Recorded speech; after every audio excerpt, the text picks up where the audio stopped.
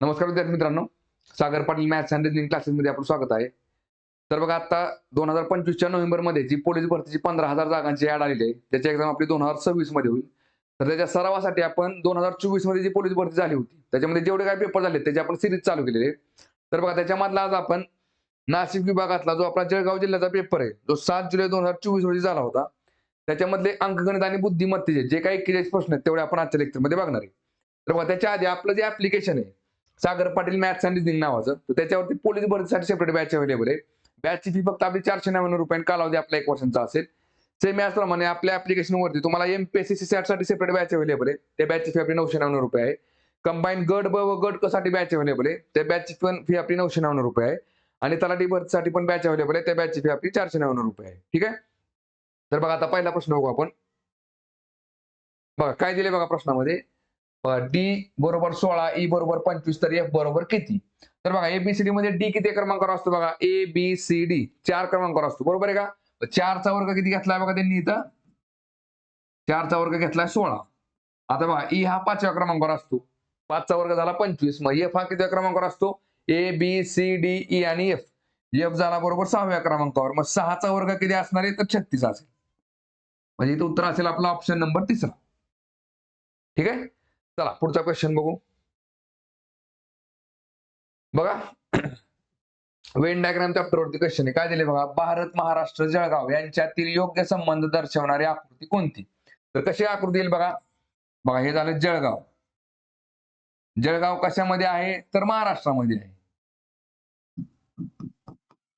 आणि महाराष्ट्र कशामध्ये आहे? तर भारतामध्ये आहे. म्हणजे याची डायग्राम ही अशी निघेल. म्हणजे ऑप्शन नंबर 3 असेल. ठीक आहे. चला पुढचा क्वेश्चन बघू. बघा अल्फाबेटिकल सिरीजवरचा क्वेश्चन आहे. काय दिले बघा, दिलेल्या पर्यायातून विजोड पद ओळखा. बघा आता इथं बघा एबीसीडी मध्ये जर आपण बघितलं, बघा इथं ए एम एन आणि झेड लिहून घ्यायचा. बघा ए जर सुरुवातीला 1 क्रमांकावर असेल तर एम हा अल्फाबेट मध्ये 13व्या क्रमांकावर असतो, एन हा 14व्या क्रमांकावर आणि झेड हा 26व्या क्रमांकावर असतो. जर तीच अल्फाबेट सिरीज जर आपण उलटी मोजली तर झेड हा पहिल्या क्रमांकावर असतो, एन हा 13व्या क्रमांकावर, एम हा 14व्या क्रमांकावर आणि ए हा 26व्या क्रमांकावर असतो. ठीक आहे बघा. बरं आता इथं बघा डी जर बघितला आपण तर डी हा किती क्रमांकावर असतो? ए बी सी डी 4थ्या क्रमांकावर असतो, बरोबर आहे का? आणि ते जर डब्ल्यू आपण शेवटून मोजा तर तो पण किती क्रमांकावर निघतो बघा, डब्ल्यू पासून झेड पर्यंत मोजा. डब्ल्यू एक्स वाय झेड बरोबर. डब्ल्यू हा पण 4थ्या क्रमांकावर निघेल. आपण 4थ्याने, हा पण 4थ्या, फक्त हा पाठीमागून 4थ्या, हा पुढून 4थ्या. आता बघा बी हा 2ऱ्या क्रमांकावर असतो, ए आणि बी बरोबर. वाय हा पाठीमागून 2ऱ्या क्रमांकावर असतो, वाय आणि झेड. बघा हे पुढून 2ऱ्या क्रमांकावर आहे, हे पाठीमागून 2ऱ्या क्रमांकावर आहे. आता ई बघा A B C D E, E हा 5व्या क्रमांकावर असतो. आता व्ही बघा कितव्या क्रमांकावर येतोय बघा, व्ही पासून झेड पर्यंत मोजा. V W x Y Z बरोबर बघा 5व्या क्रमांकावर आला पाठीमागून. आता बघा ए जर पकडला आपण तर ए हा पहिल्या क्रमांकावर असतो. सरळ अल्फाबेट मोजताना उलट्याने पहिला काय निघेल? झेड निघेल. इथं ए नंतर झेड पाहिजे होता पण त्यांनी एक्स दिलाय, त्याच्यामुळे विजोड कुठला असेल तर ए एक्स असेल. ए एक्स म्हणजे ऑप्शन नंबर 2. ठीक आहे. चला पुढचा क्वेश्चन बघू. बघा काय दिले बघा प्रश्नामध्ये. इथं प्रश्नाचिन्ह जागेला काय तेवढं चेक करा बघा. बघा 5 गुणिले 3 5 त्रिक 15, 15 एक 15. या तिघांचा गुणाकार जर आपण केला तर तो 15 निघतोय. आता बघा ह्या जर तिघांचा गुणाकार केला तर काय निघतंय? 4 दोन्ही 8, 8 त्रिक 24 निघतोय, बरोबर आहे का? आता ह्या तिघांचा गुणाकार करा, काय निघतोय बघा इकडं. 4 1 16, 16 दोन्ही 32, इथं 32 निघेल. 32 म्हणजे ऑप्शन नंबर 2 असेल. ठीक आहे. चला पुढचा क्वेश्चन बघू. बघा रँकिंग चॅप्टरवरचा क्वेश्चन आहे. काय दिले बघा याच्यामध्ये, पूनमच्या मागे 8 व पुढे 2 मुली आहेत तर रांगेत एकूण किती मुली आहेत? बघा इथं झाली पूनम. पूनमच्या मागे किती जण आहेत बाबा? 8 जण आहेत. आणि पुढे किती जण आहेत? तर 2 जण आहेत. तर एकूण रांगेत किती झाले मग? 8 आणि 2 10 आणि पूनम एक 11. म्हणजे ऑप्शन नंबर 4 येते. ठीक आहे. चला पुढचा क्वेश्चन बघू. बघा मिसिंग कॅरेक्टरवरचा क्वेश्चन आहे. काय दिले बघा याच्यामध्ये. बघा हे जर बघितलं आपण आतल्यांची बेरीज करा बघा. 9 5 14, 14 आणि 4 18 येते, बरोबर आहे का? आणि कडची बेरीज बघा 6 आणि 6 12, 12 आणि 6 18 येते लक्षामध्ये. बघा परत बघा 9 9 18, 18 आणि 2 20 येते, बरोबर आहे का? मग इथे काय निघेल बघा 7 आणि 7 14, 14 आणि 6 20. म्हणजे बघा इथं बरोबर ऑप्शन नंबर 2 येते, 6 येते. नाहीतर तुम्ही काय करताल इथं 6 6 6 मग इथं 7 7 7 तसं नाही येते. ठीक आहे. 6 येते उत्तर ऑप्शन नंबर 2 येते. ठीक आहे. चला पुढचा क्वेश्चन बघू. बघा अल्फाबेट वरचा क्वेश्चन आहे. काय दिले बघा. खालील प्रश्नातील विजोड पद ओळखा. बघा आता जी नंतर आय बघा. जी एच आय 2 घरं पुढे गेले की आय निघते. आय पासून के बघा एच आय जे के बरोबर परत 2 घरं पुढे गेले की के निघते. परत बघा बी पासून डी बघा. बी नंतर सी डी बरोबर 2 घरं पुढे गेले की डी येते. आणि डी पासून एफ बघा A B C D E F बरोबर 2 घरं पुढे गेले की एफ निघते. इथं बघा एल नंतर बघा एम एन बरोबर 2 घरं पुढे गेले की एन निघते. आणि एन पासून पी बघा एन ओ पी बरोबर 2 घरं पुढे गेले की पी निघते. मग इथं आर पासून एस बघा O P Q R S R नंतर लगेच एक घर पुढे गेले एस निघते. त्याच्यामुळे बघा विजोड पद कुठला असेल ऑप्शन नंबर 4 असेल. ठीक आहे. चला पुढचा क्वेश्चन बघू. बघा नातेसंबंधावरचा प्रश्न. आता नातेसंबंध कसे मांडायचे बघा लक्षात घ्या. जर पुरुष असेल तर चौकोन काढायचा, स्त्री असेल तर त्रिकोण काढायचा. ठीक आहे बघा. म्हणजे समजा बघा आता हा जर पती असेल तर ही झाली पत्नी आणि इथं नवीन व्यक्तीशी नातं जोडतो त्यामुळे इथं आपण प्लस करून टाकायचं. ठीक आहे बघा. जर भावंड जर असतील तर बघा हा झाला भाऊ,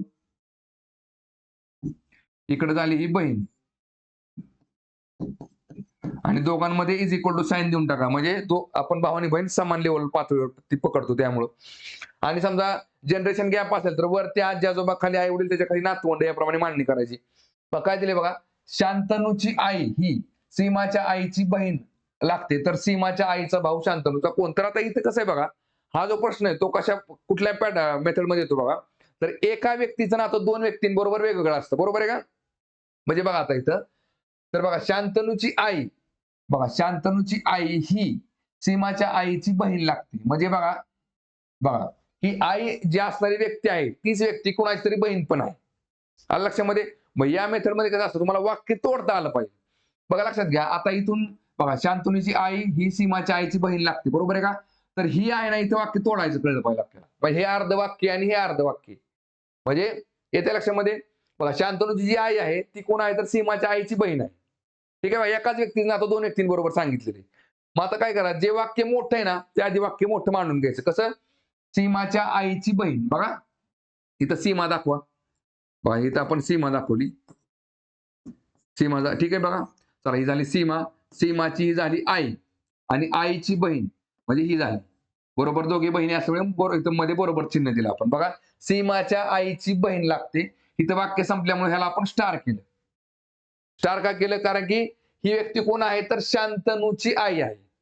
हीच व्यक्ती कोण आहे शांतनूची आई आहे. मग ही आई आहे कुणाची तर शांतनूची. मग इथं काय करा चौकोन करा. ठीक आहे बघा. आता झालं आपण मांडणी केली सगळी. बरोबर सीमा आणि शांतनू एकमेकांचे कोण तर मावस भाऊ किंवा मावस बहीण लागतात एकमेकांचे. ठीक आहे बघा. चला प्रश्न काय विचारलाय बघा. तर सीमाच्या आईचा भाऊ शांतनूचा कोण. बघा सीमाच्या आईचा भाऊ बघा सीमाच्या आईचा भाऊ हा शांतनूचा कोण. कोण असेल बघा शांतनूचा आई. बरोबर आहे काय. आईची बहीण मावशी मावशीचा भाऊ मामा. ही व्यक्ती कोण असणार आहे तर शांतनूचा मामा असेल. म्हणजे ऑप्शन नंबर 4 असेल. येते लक्षामध्ये बघा. चला पुढचा क्वेश्चन बघू. बघा काय दिले बघा प्रश्नामध्ये. महाभारत या शब्दातील अक्षरांपासून खालीलपैकी कोणता शब्द होऊ शकत नाही. बघा याच्यामध्ये बघा हार होऊ शकतो का. इथं हा आहे इथं र आहे. हार होऊ शकतो. बघा हात होऊ शकतो का. बघा हा पण शब्द आहे आणि त पण आहे. हात पण होऊ शकतो. बघा परत भारत दिले. बघा भारत तर इथं भारत दिसते तुम्हाला. भारत पण होऊ शकतो. इथं काय दिले बघा महान. आता बघा म आहे हा आहे पण महाभारत मध्ये न नाही. त्याच्यामुळे ऑप्शन नंबर 4 येते. हा शब्द तयार होऊ शकत नाही. ठीक आहे. चला पुढचा क्वेश्चन बघू. बघा काय दिले बघा प्रश्नामध्ये. रँकिंग अँड ऑर्डर चॅप्टरवरचा क्वेश्चन आहे बघा. मुलांच्या एका रांगेत सिद्धांताचा क्रमांक दोन्ही टोकाकडून 13वा आहे तर रांगेत एकूण मुले किती. बघा आता इथं सिद्धांत आहे. ठीक आहे बघा. सिद्धांतचा डाव्या साईडने पण 13वा क्रमांक आहे. म्हणजे सिद्धांतच्या डाव्या साईडला 12 जण असतील आणि सिद्धांतच्या उजवीकडनं पण सिद्धांतचा 13वा क्रमांक आहे. म्हणजे इकडं त्याच्या उजव्या साईडला 12 जण असतील. 12 आणि 1 13 या साईडने पण 12 आणि 1 13. विचारले काय तर रांगेत एकूण मुले किती. मग किती असेल बघा. 12 आणि 12 24 24 आणि 1 25. म्हणजे उत्तर आहे आपलं ऑप्शन नंबर 3. ठीक आहे. चला पुढचा क्वेश्चन बघू. बघा 81चं वर्गमूळ किती निघेल बघा 9 निघेल अधिक 49चं वर्गमूळ झालं 7 7 7 49 9 9 81 म्हणजे किती येते 9 7 16 उत्तर येते. 16 म्हणजेच ऑप्शन नंबर 3. ठीक आहे. चला पुढचा क्वेश्चन बघू. बघा 250 चे 10% किती इथंच कळून जाते. बघा एक दशांश अपूर्णांक एक घर अलीकडे आला की काय असते बघा 10% निघते. बरोबर आहे का? म्हणजे 25 उत्तर येते ऑप्शन नंबर 2. किंवा काय 250 चे 10% किती हे असं. मग काय निघेल ह्या शून्याला हा शून्य, ह्या शून्याला हा शून्य, 25 उत्तर येते. ठीक आहे. चला पुढचा क्वेश्चन बघू आता.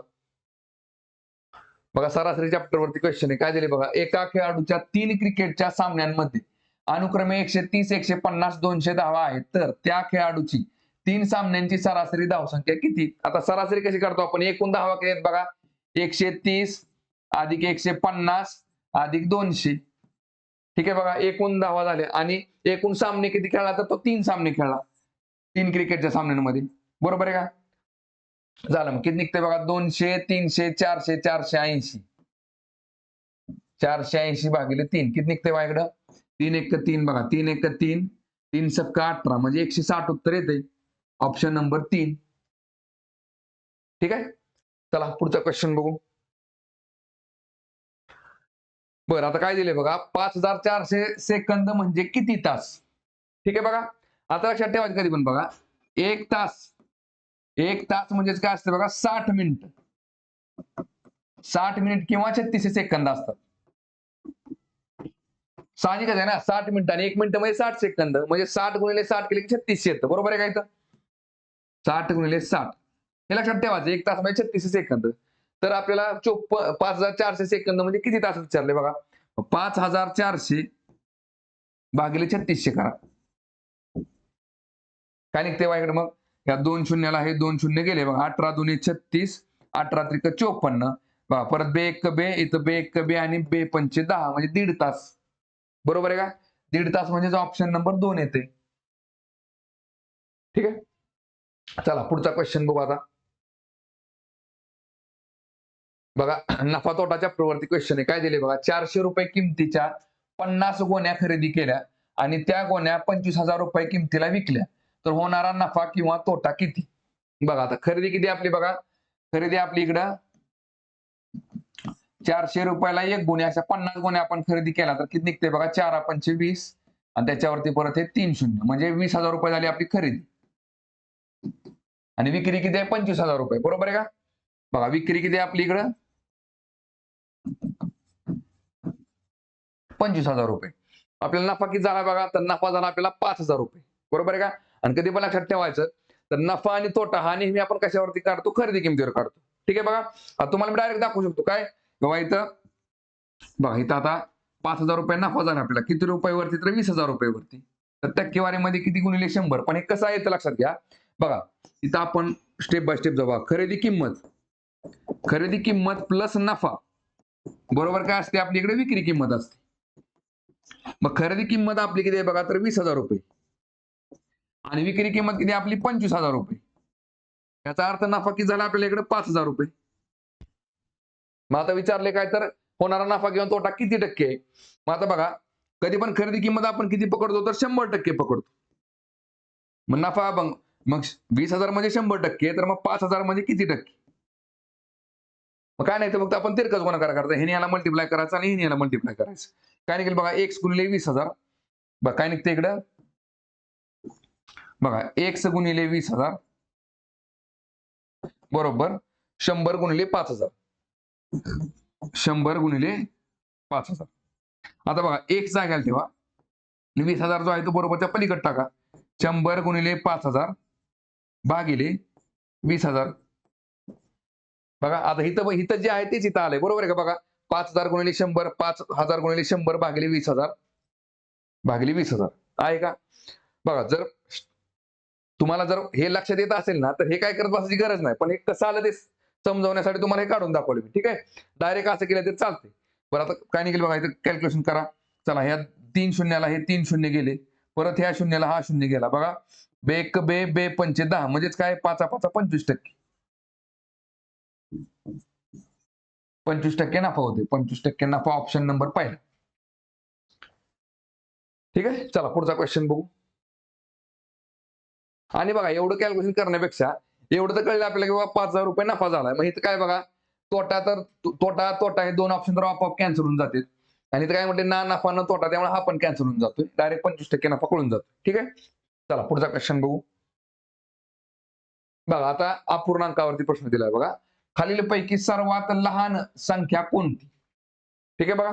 आता तुम्ही डायरेक्ट इथल्या इथं भाग घालवला तरी चालते, कारण का कॅल्क्युलेशन काय जास्त अवघड नाही. बरं, आता इथं काय बघा, इथं मात्र 10 ला काय 18 भाग जात नाही. बरोबर आहे का? बघा एक लक्षात ठेवायचं, ह्याच्यामध्ये बघा प्रॉपर फ्रॅक्शन फक्त एकच आहे. म्हणजे ज्याला आपण म्हणतो ना अपूर्णांक, तर अपूर्णांक म्हणजे कसं बघा, ज्याचा बघा सगळे अपूर्णांक आहेत. बरोबर आहे का? बघा पण कसं असतं, ज्याचा छेद हा अंशापेक्षा मोठा असतो ना, तो प्रॉपर फ्रॅक्शन म्हणतो आपण त्याला. म्हणजेच काय, की ज्याचं उत्तर असतं ना ते 0 आणि 1 च्या मध्ये निघतं, 0 पॉईंट समथिंग निघतं. म्हणजे बघा आता इथं समजा मी इथं 4/5 केलं, तर माझं उत्तर काय निघेल? 0.8 निघेल. किंवा बघा इथं 3/4 केलं तर 0.75 निघते. बरोबर आहे का? तर बघा इथं काय दिसतं तुम्हाला, छेद मोठा दिसतोय कोणापेक्षा? अंशापेक्षा.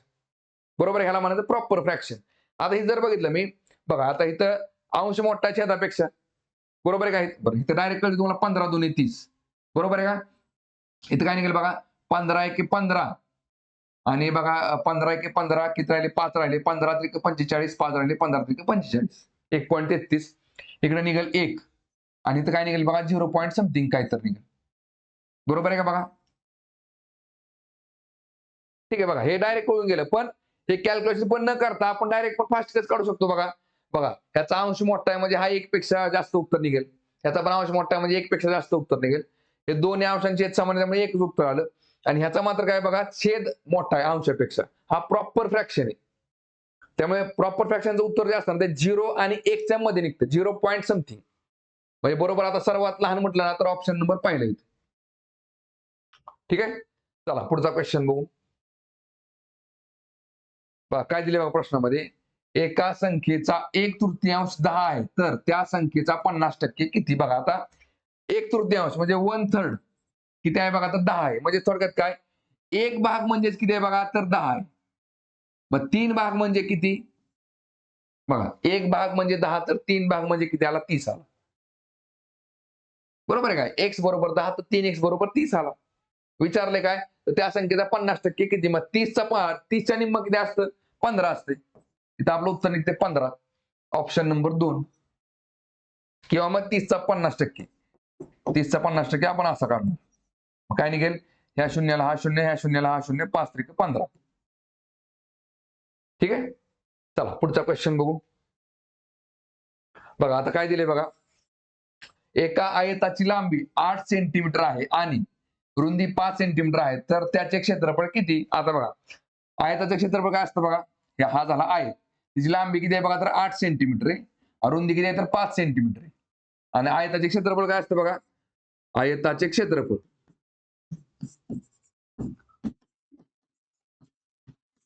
काय असते? लांबी गुणिले रुंदी. मग ही झाली लांबी 8 सेंटीमीटर आणि रुंदी किती आहे बघा, ही झाली 5 सेंटीमीटर. मग किती निघतं बघा, 8 पंचे 40. पण आता लक्षात घ्या, इथे 40 तर सगळीकडे दिले तुम्हाला. बरोबर आहे का? बघा आता बघा हे तर सेंटीमीटर, हे पण सेंटीमीटर. बरोबर आहे का? मग बघा सेंटीमीटर गुणिले सेंटीमीटर, सेंटीमीटरचा स्क्वेअर असतो. काय असतो? Centimetre square. म्हणजेच काय, 40 चौरस सेंटीमीटर. काय नाही ह्याला मराठीमध्ये काय म्हणतो आपण, 40 चौरस सेंटीमीटर. म्हणजे आपलं उत्तर काय निघेल बघा, 40 चौरस सेंटीमीटर, म्हणजे ऑप्शन नंबर 2. ठीक आहे, चला पुढचा क्वेश्चन बघू. बघा काय दिले बघा प्रश्नामध्ये, भूषणला दरवर्षी 10% पगार वाढ मिळते. त्याचा पगार सन 2024 मध्ये 20,000 रुपये आहे. तर सन 2025 मध्ये त्याचा पगार किती होईल? म्हणजे 1 वर्षानंतर ना, 24 मध्ये 20,000 आहे आणि दरवर्षी 10% पगार वाढ आहे. मग आता मला सांगा, हा जर 20,000 असेल, बघा कुठली संख्या जसं आपण पूर्णांकामध्ये लिहितो ना, तर त्याचा दशांश अपूर्णांक जो असतो ना, तर तो इथं असतो बघा, इथं प्रत्येक संख्येचा. ह्या सगळ्या पूर्णांक संख्या ह्याचा इथं निघणार दशांश अपूर्णांक. मग 10% म्हटले काय, दशांश अपूर्णांक एक जर अलीकडे आला की 10% निघते. 20,000 10% किती आला? 2,000 आला. एवढा 2,000. मग 20,000 मध्ये 2,000 ऍड करा, 22,000 रुपये निघून जाते तुमचं उत्तर. बरोबर आहे का?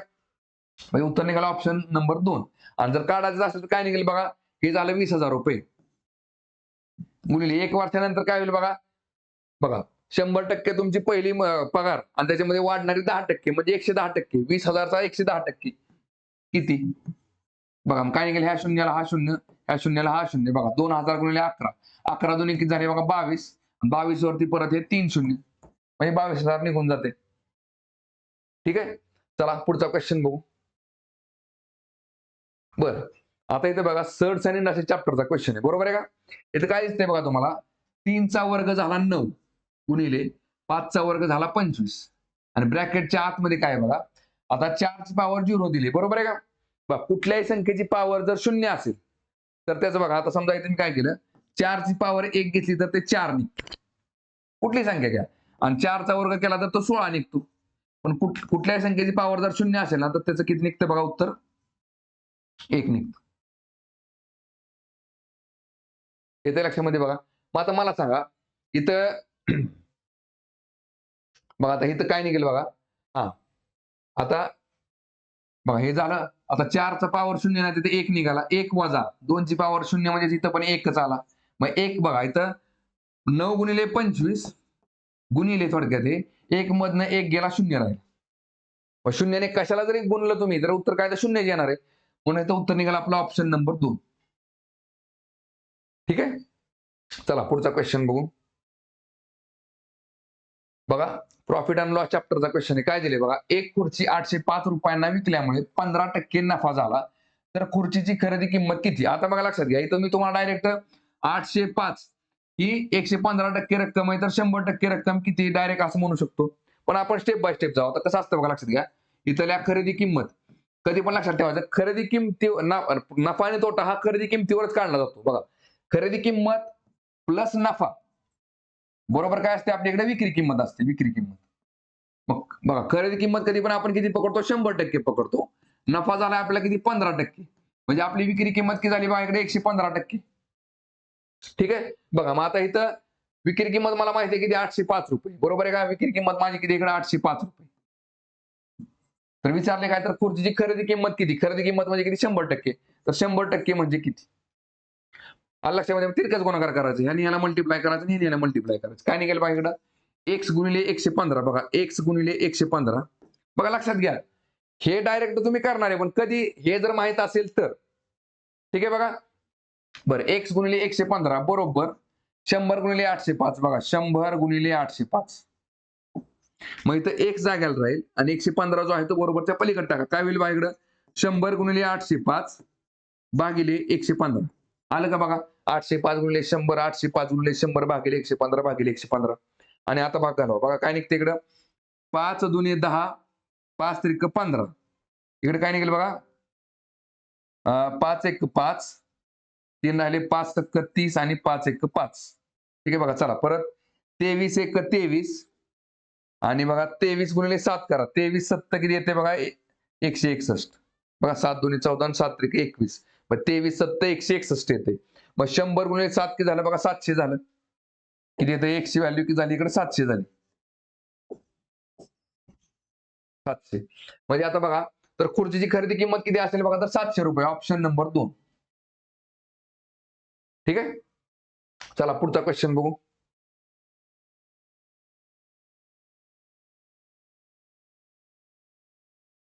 बघा रेशिओ अँड प्रपोर्शन चॅप्टरचा क्वेश्चन आहे. काय दिले बघा, 50 सेकंद आणि 5 मिनिटे यांचे गुणोत्तर किती. बघा इथे 50 सेकंद आणि इकडे काय दिले बघा, 5 मिनिटं. 5 मिनिटं म्हणजे 5 मिनिटाचं रूपांतर सेकंदामध्ये करा. 1 मिनिट म्हणजे 60 सेकंद, म्हणजे 5 मिनिटं म्हणजे किती आले बघा, 5 सक 30, 300 आणि इकडे हे झाले 50 आणि याचं गुणोत्तर काढा. काय निघेल बघा, शून्याला शून्य गेला. पहा 5 एक 5 आणि 5 सक 30 म्हणजे 1 6. 1 6 म्हणजे ऑप्शन नंबर पहिला येते. ठीक आहे. चला पुढचा क्वेश्चन बघू. बघा टाइम डिस्टन्स स्पीड वरचा क्वेश्चन आहे. काय दिले बघा याच्यामध्ये, एक गाडी भुसावळ ते जळगाव 40 किलोमीटर प्रति तास वेगाने धावते व 60 किलोमीटर प्रति तास वेगाने परत येते, तर त्या गाडीचा सरासरी वेग किती. बघा आता गाडीने जाताना समान अंतर पार केले, येताना पण समान अंतर पार केले, बरोबर आहे का. फक्त काय वेगामध्ये फरक आहे, वेगवेगळ्या वेगाने अंतर पार केले. तर बघा इथं 2 टाईप निघतात. कसे, जाताना निम्मा अंतर समजा आपण 40ने पार केलं आणि नंतरचं निम्मा अंतर तुम्ही 60ने पार केलं, एक टाईप असतो हे, बरोबर आहे का? दुसरा काय असतो, जाताना तुम्ही एक अंतर 60ने गेला आणि तेवढंच अंतर तुम्ही येताना किती नेला, 40 नेला, तर हे दोन्ही टाईप काय असतात, सेमच असतात. ठीक आहे बघा. आता बघा, सेम अंतर जर आपण वेगवेगळ्या स्पीडने पार केलं असेल ना, तर फॉर्म्युला काय वापरायचा, 2ab. बघा काय निघायचं इकडं, 2ab divided by a plus b. ठीक आहे बघा, इथं लसावीने पण काढता येतं, पण एवढ्या एका मेथडसाठी हा फॉर्म्युला सोपा असतो बघा. त्यात काय निघालं बघा इकडं, 2 गुणिले 40 गुणिले 60 भागिले काय येते बघा, 40 अधिक 60. मग काय निघालं बघा इकडं, 2 गुणिले 40 गुणिले 60 भागिले किती येते बघा, 60 आणि 40 100 झाले इकडे. ठीक आहे बघा. चला आता भाग घालवा. चला ह्या शून्याला हा शून्य, ह्या शून्याला हा शून्य, म्हणजे साइन चौक 24, 24 दुने 48. काय निघाल इकडं, 48 किलोमीटर पर आवर. म्हणजे उत्तर काय निघेल बघा, ऑप्शन नंबर 2 निघेल. ठीक आहे. चला पुढचा क्वेश्चन बघू. बघा आता टाइम अँड वर्क वरचा क्वेश्चन आहे. काय दिले बघा, एक भिंत बांधण्यास 8 मजुरांना 15 दिवस लागतात, तेच काम करण्यासाठी 5 मजुरांना किती दिवस लागतील? बघा कसं असतं, सेम काम आहे, बरोबर आहे, काम तर सेमच आहे. म्हणजे कसं असतं, माणसे गुणिले बघा दिवस गुणिले तास बरोबर माणसे गुणिले दिवस गुणिले तास, हा फॉर्म्युला असतो याचा बघा. कारण काम सेमच आहे. बघा काय दिले मग, 8 मजुरांना एक काम करायला 15 दिवस लागतात. इथं तासचा उल्लेख केला त्यामुळे नाही घ्यायचा. तेच काम करण्यासाठी 5 मजुरांना किती दिवस लागतील, तर 1 दिवस लागतील. काय ना मग आता एक जागायला ठेवा आणि 5 जो आहे तो बरोबरच्या अलीकडे आणा. काय निघेल इकडं, 8 गुणिले 15 भागिले 5. काय निघेल इकडे, 5 एके 5, 5 त्रिक 15, म्हणजे 8 त्रिक 24. 24 दिवस लागतील. म्हणजेच काय ते ऑप्शन नंबर 3 येते. ठीक आहे. चला पुढचा क्वेश्चन बघू. बघा काय दिले बघा प्रश्नामध्ये, बघा हा वरचं रूट आहे असं ठेवा, आतमध्ये काय निघते बघा, 5 आणि 6 किती झाले, 11. बरोबर आहे का, आणि 11चा वर्ग. चला 11चा वर्ग किती झाला बघा, 121. तो 121 ला आणि 121चं वर्गमूळ किती आलं, तर 11 आलं. म्हणजे आपलं उत्तर काय निघेल बघा, 11 निघेल, ऑप्शन नंबर 2. बरं आता एक लक्षात घ्या, इथं मी तुम्हाला डायरेक्ट काय म्हणू शकलो असतो बाबा, ह्या बघा ह्या बघा वर्गमुळाला हा वर्ग कॅन्सल होऊन गेला असता. तसं पण करता येतं. ठीक आहे बघा. कारण कसं असतं बघा, ज्यावेळेस आपण अशी संख्या मांडतो ना, तर त्याची पॉवर ही 1/2 असते, लक्षात ठेवायचं. त्यामुळे ह्याला हे कॅन्सल होऊन जातं. आलं लक्षामध्ये. बघा आता समजा इथं दिसते ना तुम्हाला, हे थोडक्यात कसं आहे बघा, 11चा वर्ग आहे, बरोबर आहे का, आणि ह्याची पॉवर किती आहे बघा, तर 1/2. म्हणजे किती आलं हे, 1/2 म्हणजे काय, आता 2 गुणिले 1/2 केले काय निघते, एकच निघते, बरोबर आहे का. इथं काय निघेल बघा, 11ची पॉवर किती आली बघा, 2 गुणिले 1/2 म्हणजेच काय, 2 ला 2 कॅन्सल, 11 उत्तर राहते शिल्लक. ठीक आहे, पण कन्फ्युजन होण्यापेक्षा आपलं तुम्हाला तुमच्या सोप्या पद्धतीमध्ये समजेल असं 11 उत्तर ते ऑप्शन नंबर 2. ठीक आहे. चला पुढचा क्वेश्चन बघू. बघा अॅनालॉजीवरचा प्रश्न आहे. काय दिले बघा, ह्या दोघांचा जो सहसंबंध आहे ना, तो सहसंबंध इथं असला पाहिजे. बघा इथं काय तुम्हाला GHIJKL सरळ सरळ त्यांनी 6 अल्फाबेट घेतले. आता इथं काय बघा, QRS च्या पाठीमागचे 3 अल्फाबेट कुठले असतात बघा, NOPQRS, बरोबर आहे का, NOP येते इथं, NOPQRS, ऑप्शन नंबर 2. ठीक आहे. चला पुढचा क्वेश्चन बघू. कोडिंग डिकोडिंग वरचा प्रश्न आहे. काय दिले बघा याच्यामध्ये, एका सांकेतिक भाषेत प्रायव्हेट हा शब्द असा लिहिला तर रॉक्स हा शब्द कसा लिहिता येईल. बघा आता पीच्या पुढचा अल्फाबेट क्यू घेतले त्यांनी, आरच्या पुढचा अल्फाबेट RS घेतले बघा, आयच्या पुढचं जे घेतलाय, एच्या पुढं बघा व्हीच्या पुढं डब्ल्यू घेतलाय, एच्या पुढं बी घेतलाय, टीच्या पुढे यू घेतलाय, ईच्या पुढे एफ घेतला. मग थोडक्यात काय, पुढचा अल्फाबेट आपण घेतलेले कोडमध्ये. बघा आता इथं रॉकला काय दिसते बघा, आरच्या पुढचा अल्फाबेट कुठले बघा, OPQRS, इथं यस निघेल. बघा यस इथं आहे, इथं आहे, इथं नाही, इथं नाही. बघा परत 2 नंबरला ओ दिसते, ओच्या पुढे काय असते बघा, OP, इथं पी निघतो. बघा सीच्या पुढे डी निघल, मग SPD इथं आहे. आता बघा इथं केच्या पुढे काय असतं बघा, HIJKL, केच्या पुढे एल निघते. मग एल इथं आहे, इथं नाही. उत्तर येते आपला ऑप्शन नंबर पहिला, आणि एसच्या पुढे बरोबर टी निघते. ठीक आहे. चला पुढचा क्वेश्चन बघू. बघा अल्फा नंबर सिरीज वरचा क्वेश्चन आहे. काय दिले बघा याच्यामध्ये, बघा 8 अधिक 16 24 आलं, बरोबर आहे का. 24 अधिक 16 काय येते 40 येते. 40 अधिक 16 56 येते. 56 अधिक 16 72 येते. 72 अधिक 16 88 येते. मग 88 अधिक 16 केलं तर काय निघेल बघा 88 10 98 98 6 किती येते बघा 104 येते. म्हणजे ऑप्शन नंबर 3 येते. ठीक आहे.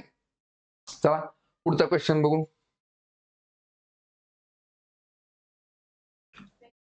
बघा इथं पण अॅनालॉगवरचा प्रश्न बघा. बघा भारताचं चलन काय बघा रुपया. जपानचं चलन काय येते बघा येन येते. ठीक आहे बघा. दिनार मला वाटते सौदी अरेबियाचं काहीतरी आणि डॉलर अमेरिकेचा. ऑस्ट्रेलियाचा पण डॉलरच. ठीक आहे. चला पुढचा क्वेश्चन बघू. बघा गटात न बसणारा शब्द ओळखा. काय दिसते बघा भारत, पाकिस्तान, श्रीलंका आणि इंग्लंड. इंग्लंड निघाल का कारण की तिन्ही देश जे आहेत ते आशिया खंडातले. इंग्लंड हा युरोप खंडातले. ठीक आहे. चला पुढचा क्वेश्चन बघू. बघा काय दिले बघा. जर 6 वाजता तास काटा उत्तर दिशा दाखवत असेल तर मिनिट काटा कोणती दिशा दाखवेल. आधी बघा घड्याळ काढून घ्या. ठीक आहे बघा. सगळ्या दिशा मांडा. उत्तर, दक्षिण, हे झालं पूर्व आणि पश्चिम. ठीक आहे बघा. इथं आग्नेय, नैऋत्य, वायव्य आणि हे झालं ईशान्य. बघा आता 6 वाजता बरोबर आहे का. इथं 6 वाजता तास काटा तुमचा इथं 6 असणार आहे आणि मिनिट काटा तुमचा कुठं असेल बघा. मिनिट काटा कुठं असेल आपला इथं वरती 12 वरती असेल. हे झाले 6 वाजले बरोबर आहे का. काय म्हटले बघा. तर 6 वाजता तास काटा उत्तर दिशा दाखवत असेल बघा. इथं इथं कुठली आली दिशा बघा उत्तर दिशा आली. तर मग काय म्हटलंय बघा. तर मिनिट काटा कोणती दिशा दाखवेल बघा. उत्तरच्या अपोजिटची दिशा कुठली असेल दक्षिण. इथं उत्तर असेल तर वरती काय झालं दक्षिण झालं.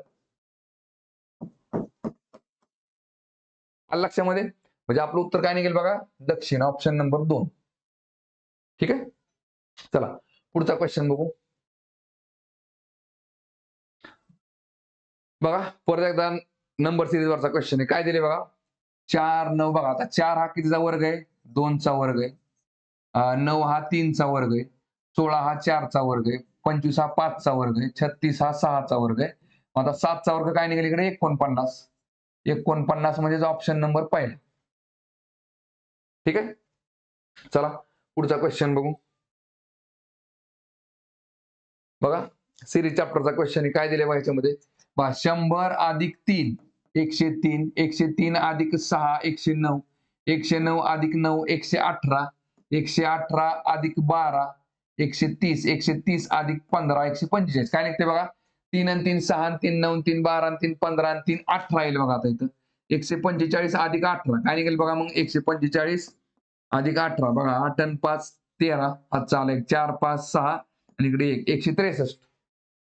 163 म्हणजे ऑप्शन नंबर 4 येते. ठीक आहे. चला पुढचा क्वेश्चन बघू आता. बघा मिसिंग कॅरेक्टरवरचा क्वेश्चन आहे. काय दिले बघा याच्यामध्ये 5 गुणिले 5 25 आणि 5 गुणिले 6 किती येते 5 7 30. परत 9 गुणिले 4 9 चोक 36 9 5 45. इथं काय निघेल बघा 6 गुणिले 6 6 6 36. बघा एक तर काय केले बघा 5 गुणिले 5 किंवा 5 गुणिले 6 9 गुणिले 4 किंवा 9 गुणिले 5. ठीक आहे. लागोपाठच्या संख्या घेतली. आता एकतर 6च्या पाठीमागची संख्या घ्या. 6 पंचे 30. 30 आहे का याच्यामध्ये कुठं नाही किंवा 6च्या पुढे काय ते 7 येते. 6 7 काय निघेल माझ्याकडे 42 निघेल. येते लक्षामध्ये. लागोपाठच्या दोन संख्यांचा गुणाकार केलाय आपण. 6 7 42 म्हणजे ऑप्शन नंबर पहिला येते. ठीक आहे. चला पुढचा क्वेश्चन बघू. बघा काय दिले बघा प्रश्नामध्ये एका घड्याळात 4 वाजून 30 मिनिटे झाली आहेत. त्यावेळी मिनिट काटा व तास काटा यांची अदलाबदल केली असता किती वाजतील. बघा 4 वाजून 30 मिनिटाला. बघा आता हे झालं 6 इथं झाले 3 हे 4 आणि 5 एवढंच घेऊ आपण सगळे घेत बसण्यापेक्षा. बघा आता 12 इथं 9. ठीक आहे. बघा आता 4 वाजून 30 मिनिटं. आता तास काटा कुठं आहे आपल्या इकडे 4 वरती. ठीक आहे. आणि मिनिट काटा कुठं असेल आपला 30 वरती. ठीक आहे बघा हे झालं तुमचं 4:30 वाजले. आता विचारले काय तुम्हाला. बरं आता बघा तुम्हाला तसं बघायला गेलं हे उत्तर परफेक्ट पर्यायामध्ये त्यांनी दिलेलं नाही. ठीक आहे. बघा कसं चुकलं ते पण सांगतो मी तुम्हाला. आता हे आपण 4 दाखवलं 4 वाजून 30 मिनिटं दाखवली बरोबर आहे का. आधी आपण उत्तर कसं काढलं त्यांनी बघू. बघा आता हे दोघांची आदला बदल केली. ठीक आहे बघा. आता इथं काय केले आपण त्याच्याऐवजी इथं आपण हा इथं आपण मिनिट काटा घेऊन घेऊन गेलो आपण आणि तास काटा आपण इथं घेतला. ते आता किती वाजतील बघा? हे झाले बघा. तास काटा कुठे गेला तुमचा 6 वर गेला आणि मिनिट काटा गेला तुमचा 4 वर म्हणजे 6 वाजून 20 मिनिटं झाली. बरोबर आहे का? म्हणजे आपलं उत्तर आलं ऑप्शन नंबर पहिला. बरोबर आहे. ऑप्शन हा पहिला बरोबर आला. ठीक आहे बघा. पण लक्षात घ्या जर लयच बारकाईने बघितलं आपण तर आपल्याला काय दिले बघा त्यांनी 4 वाजून 20 मिनिटं दिलीत. बरोबर आहे का? बघा 6 हे 12 हे 3 आणि हे 4 बरोबर आहे का? हे 4 आणि 5 आता बघा 4 वाजून 20 मिनिटाला आपला जो तास काटा आहे बघा लक्षात घ्या. तास काटा कुठं असेल बघा इथं बघा तास काटा कुठं असेल इथं 4 आणि 5च्या मध्ये थोडासा 20 मिनिटं पुढे सरकलाय. बरोबर आहे की नाही? मग या मधल्या म्हणजे आता बघा 20 मिनिटं म्हणजे काय 60 मिनिटाचा 1/3 भाग. साहजिकच आहे इथं 1, 2, 3, 4 बघा 1, 2, 3, 4, 5 बरोबर आहे 5 मिनिटं असतात मध्ये. बरोबर आहे का? साधारण तो काय असेल बघा 20 मिनिटं म्हणल्यानंतर बघा ह्या 1 आणि 2च्या मध्ये बरोबर इथं कुठं तर असेल. ठीक आहे. आणि मिनिट काटा काय दिले बघा 4 वाजून 30 मिनिटं. मग मिनिट काटा कुठं जाईल बघा आपला इथं मिनिट काटा बरोबर 30 मिनिटं म्हणल्यानंतर तो इथं गेला. इथं काय प्रॉब्लेम नाही. ठीक आहे बघा. दोघांची जर आदला बदल केली आपण तर तास काटा कुठे गेला आपला इथं? तास काटा गेला आपला 6 वरती. बरोबर ह्या जागेला 6 वरती आला. ठीक आहे बघा इथं पण काय प्रॉब्लेम नाही. मिनिट काटा कुठे जाईल? इथं जाईल. मिनिट काटा कुठे गेला आपला हा असाच पुढे येईल. ह्याला चिटकून पुढे दाखवतो. हा पुढे इथे येईल. ह्याच्या जागेला एक दोघांची आदला बदल केली. मग काय येईल बघा इकडं 6 वाजून काय प्रॉब्लेम नाही. पण मिनिट जे असेल ना तर बघा 20 मिनिटाच्या थोडंसं पुढं. कारण कसं असतं बघा, बघा 6 वाजून 20 मिनिटं म्हणजेच काय ज्यावेळेस करेक्ट 6 वाजतात त्यावेळेस तास काटा 6 वरती असतो. मिनिट काटा आपला कुठं असतो 12 वरती असतो. बरोबर आहे का? मिनिट काटा कुठं गेला तुमचा करेक्ट 12 वाजता. 12 वरती. पण 6 वाजून 20 मिनिटं ज्यावेळेस 20 मिनिटं व्हायची असतात ना त्यावेळेस तास काटा काय तुमचा जागायला थांबत नाही. बरोबर आहे का नाही? कारण की बघा आदला बदल जर दोघांची करायची म्हणली ना पहिली गोष्ट करता येत नाही. का? दोघांची जर आदला बदल केली तर काय होते बघा इथं आपण जर पहिल्यांदा आपण काय बघितले 4 वाजून 30 मिनिटं बरोबर आहे का? हे आपण काय केलं थोडं पुढे दाखवलं 4 इथपर्यंत. 4 वाजून कारण की 4 वाजून 30 मिनिटाला तास काटा काय 4 वरती राहणार नाही. तो 4 आणि 5च्या मध्ये थोडा पुढे असणार आहे. बरोबर आहे का? मिनिट काटा ॲक्युरेट 6 वर असेल. त्यात काय प्रॉब्लेम नाही. पण ज्या जागांच्या आदला बदल करू आपण त्या तास काटा जर करेक्ट 6 वरती असेल ना तर मिनिट काटा तुमचा 12 वरती पाहिजे. कारण तो जर 20 वरती येत असेल 20 मिनिटं जर पुढे सरकत असेल ना तर त्यावेळेस तुमचा तास काटा हा 6 वरती थांबणार नाही. तो 6 आणि 7च्या मध्ये थोडासा पुढे सरकलेला असेल. ठीक आहे बरं असू द्या. जर आपण मोहगम जर बघितलं हे जास्त बारकाईने न बघितला तर आपलं बरोबर 6 वाजून 20 मिनिटं उत्तर येते. ठीक आहे? चला पुढचा क्वेश्चन बघू. बघा सिरीज चॅप्टरचा क्वेश्चन आहे. काय दिले बघा. या अंक मालिकेत एक्स हे अक्षर किती वेळा आले आहे? ज्याच्या अगोदर वाय हे अक्षर असेल बघा. एक्सच्या आधी वाय असेल. ठीक आहे बघा. म्हणजे वाय नंतर एक्स आपल्याला हे बघायचे. Y x. बघा वाय नंतर एक्स इथं आहे. Y x, Y Z. Y x इथं आहे, वाय एक्स इथं आहे. परत झालं 3च ठिकाण आहे बघा. इथे एक, इथे एक आणि इथे एक. ठीक आहे? म्हणजे आपलं उत्तर येते ऑप्शन नंबर 3. ठीक आहे? चला पुढचा क्वेश्चन बघू. बघा सिरीज चॅप्टरचा क्वेश्चन आहे. काय दिले बघा. ही लयबद्ध मालिका पूर्ण करा. ठीक आहे बघा. ए बी परत काय केले बघा ए बी सी परत ए बी सी डी परत A B C D E परत A B C D E आणि एफ एक एक अल्फाबेट वाढवत गेलो आपण. काय निघेल बघा बी इथं निघाला डी इथं निघाला ई परत निघाला एफ म्हणजे काय बी डी ई एफ बी डी ई एफ म्हणजेच ऑप्शन नंबर पहिला. ठीक आहे चला पुढचा क्वेश्चन बघू. बघा काय दिले बा प्रश्नामध्ये 3 वाजता मिनिट काटा व तास काटा यांच्यामध्ये किती अंशाचा कोन असेल बघा. बरोबर किती वाजता बघा 3 वाजता. हे तास काटा झाला 3 वरती मिनिट काटा झाला आपला इकडं 12 वरती. बरोबर 3 वाजले. दोन्ही हा पण सरळ 3 वरती असेल हा पण सरळ 12 वरती असेल. बरोबर तुमचा 90 डिग्रीचा अँगल असेल. ऑप्शन नंबर 2 येते. ठीक आहे चला पुढचा क्वेश्चन बघू. बघा कोडिंग डिकोडिंग वरचा प्रश्न आहे. का? कारण की 3 अधिक 4 7 येतं 12 येत नाही. म्हणजे कसं असतं चिन्हांच्या आतलं थोडक्यात काय चिन्हांच्या जागेला आपण दुसरं काहीतरी घेतलेलं असतं. इथं अधिक म्हणजेच काय बघा गुणले बघा 3 गुणिले 4 12 4 गुणिले 4 16 बघा परत 3 गुणिले 3 काय निघेल 9 निघेल. इथं काय निघेल 9 यायला पाहिजे. म्हणजे थोडक्यात अधिक म्हणजेच काय गुणिले 9 म्हणजेच काय ऑप्शन नंबर पहिला. ठीक आहे. चला पुढचा क्वेश्चन बघू आता. बघा काय केलंय बघा प्रश्नामध्ये. बघा 3 बघा 123 म्हणजे काय 3 आणि 2 5 आणि 1 6. 6चा वर्ग झाला 36. बघा इथं 4 आणि 3 7 आणि 2 9. 9चा वर्ग झाला 81. इथं बघा 5 आणि 4 9. 9 आणि 3 12. 12चा वर्ग झाला 144. म्हणजे ऑप्शन नंबर 3 येते. ठीक आहे. चला पुढचा क्वेश्चन बघू. बघा परत एकदा सिरीज चॅप्टरचा क्वेश्चन आहे. काय दिले बघा. या संख्या चढत्या क्रमाने लावल्यास पुढे येणारे पद कोणते. बघा चढत्या क्रमाने जर मांडल्या सुरुवातीला 8 येईल, नंतर काय निघेल बघा 16, नंतर काय दिसतंय इकडे तुम्हाला 24, नंतर इकडे 32,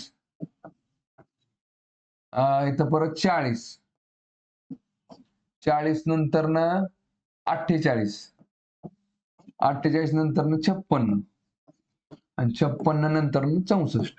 काय दिसतंय बघा तुम्हाला 8चा पाढा आहे बघा. 8 8 2 16 8 3 24 8 चौक 32 8 5 40 8 6 48 8 7 56 8 8 64 8 9 72. 72 म्हणजे ऑप्शन नंबर पहिले. ठीक आहे. तर बघा 41 चे 41 आपले प्रश्न झालेले आहेत. ठीक आहे. तर परत एकदा बघा आपलं जे ऍप्लिकेशन आहे त्याच्यावरती तुम्हाला पोलीस भरतीसाठी सेपरेट बॅच अवेलेबल आहे. बॅचची फी आपली फक्त 499 रुपये आणि कालावधी आपला 1 वर्षांचा आहे. सेम याचप्रमाणे आपल्या ऍप्लिकेशनवरती तुम्हाला एमपीएससी साठी सेपरेट बॅच अवेलेबल आहे. ते बॅचची फी आपली 999 रुपये आहे. कंबाईन गट ब व गट क साठी बॅच अवेलेबल आहे. त्याची पण फी आपली 999 रुपये आहे. आणि तलाठी भरतीसाठी बॅच अवेलेबल आहे. त्या बॅचची फी आपली 499 रुपये. ठीक आहे. थांबवा आता आपण या ठिकाणी.